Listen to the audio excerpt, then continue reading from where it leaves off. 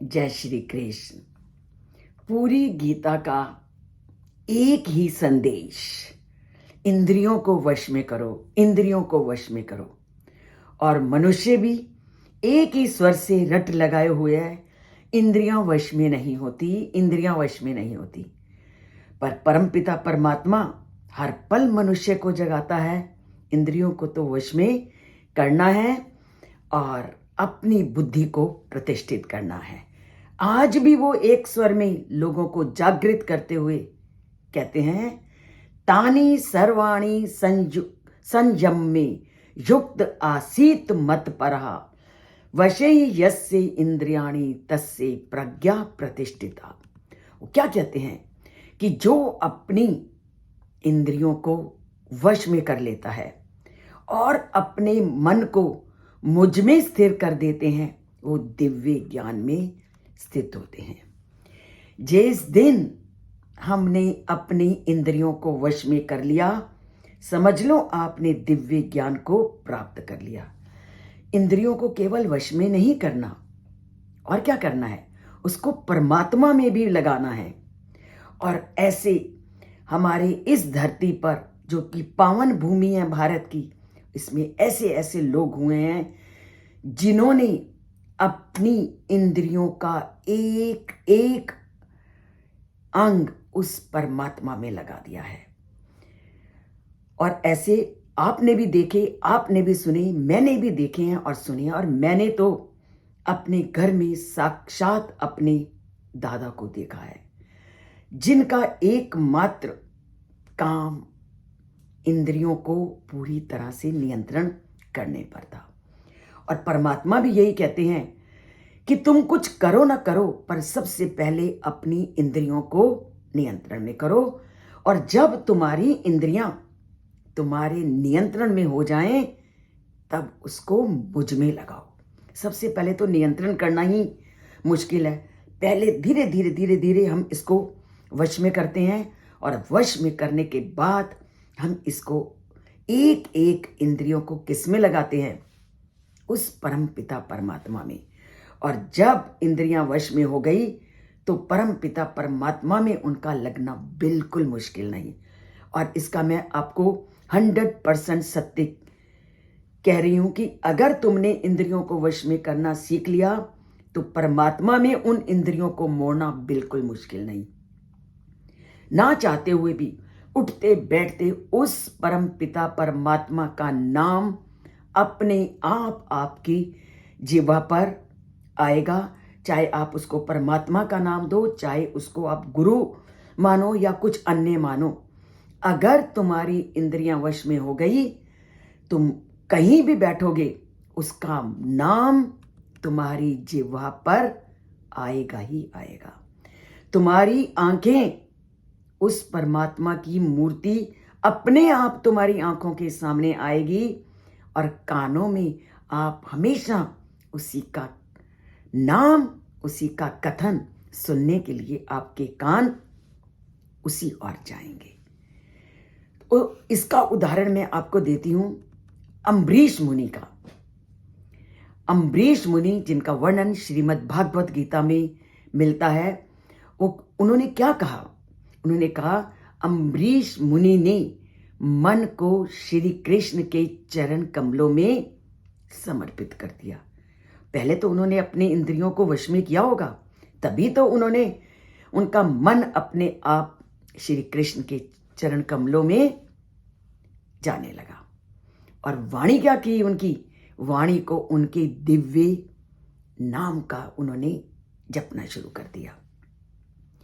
और हर समय अपनी वाणी से वो परम पिता परमात्मा की रूप, गुण और लीलाओं का ज्ञान करने लगे। और अपने कानों को भगवान की मंगलमय कथा का श्रवण करने में, और नेत्रों को भगवान की सुंदर मूर्ति के दर्शन में, और अंगों को भगवान के भक्तों के चरणों को स्पर्श करने में। तभी तो कहते हैं, चरण अपने मस्तक को ज्ञानवान लोगों के सामने झुकाओ। और नासिका से क्या किया? नासिका से उनके चरण कमलों पर रखी तुलसी की दिव्य गंध से उन्होंने उस अपनी नासिका को सुगंधित किया और माला, चंदन और भोग और सामग्री को भगवान की सेवा में समर्पित कर दिया। तो उनके चरण भगवान के मंदिरों की परिक्रमा और शीश श्री कृष्ण के भक्तों के चरणों में झुका करके उन्होंने प्रणाम किया। तो चाहे उनकी ज्ञानेंद्रियां थी, 5 सेंसेस थे, चाहे उनकी कर्मेंद्रियां थी, चाहे 11वां मन था, उन्होंने इन 11 के 11 चीजों को पूरी तरह से अपने वश में पहले किया और अपने वश में करने के बाद उन्होंने उसको परमात्मा में लगा दिया। और परमपिता परमात्मा का तो संदेश ही यही है कि पहले इंद्रियों को वश में करो और फिर सभी इंद्रियों को मुझ में लगा दो। और यही जीवन का उद्देश्य है और यही गीता का संदेश है। इंद्रियों को वश में करो और परमात्मा में उन इंद्रियों को समर्पित कर दो। और जिस दिन आपने इंद्रियों पर विजय प्राप्त की, उस दिन परमात्मा से आपका नाता अपने आप जुड़ गया। और ये कहना इंद्रियां वश में नहीं होती, ये बिल्कुल असंभव है। मनुष्य अगर ठान ले कि मैंने करना है तो वो सब चीजों को अपने वश में कर लेता है। जब रोग से ग्रस्त होते हैं और उस समय क्या हम अपनी इंद्रियों को वश में नहीं करते? जो डॉक्टर हमें कह देता है इस दवाई का सेवन करना है और ये चीज तुमने खानी है, ये नहीं खानी, तो क्या आप उस चीज के सेवन का त्याग नहीं करते? शरीर के प्रेम के लिए तो आप इन सब चीजों का त्याग कर देते हो, तो आत्मा के जो परमात्मा का अंश है उनसे भी प्रेम करो और अपनी सभी चीजों को उसको समर्पित करो।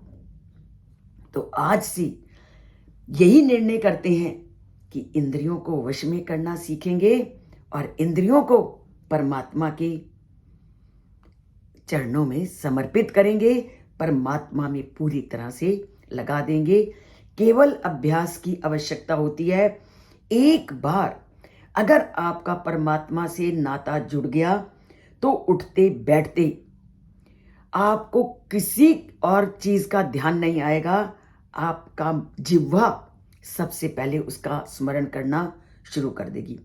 फिर आप उन्हीं लोगों की बातें सुनना शुरू कर दोगे जो परमात्मा में रुचि रखते हैं।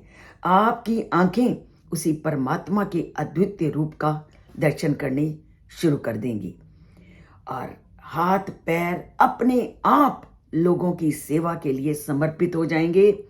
आप करना तो शुरू कीजिए, करेंगे तो पाएंगे। खाली बातों से आप परमात्मा से नहीं जुड़ोगे। आप इन चीजों को जीवन का एक अनिवार्य अंग मानिए और उसका पालन करना शुरू कीजिए। अपना तो संवारेंगे, धरती को भी संवारेंगे। करते हैं ये प्रण और इंद्रियों को वश में करके परमात्मा से जुड़ते हैं। तो इसके लिए चैनल से जुड़िए, चैनल को सब्सक्राइब कीजिए, नहीं किया सब्सक्राइब एक बार करना है। लाइक की कंजूसी को तो छोड़ना है। अगर परमात्मा से जुड़ना है, यह भी क्या है, हमारा इंद्रियों पर नियंत्रण। जय श्री कृष्ण।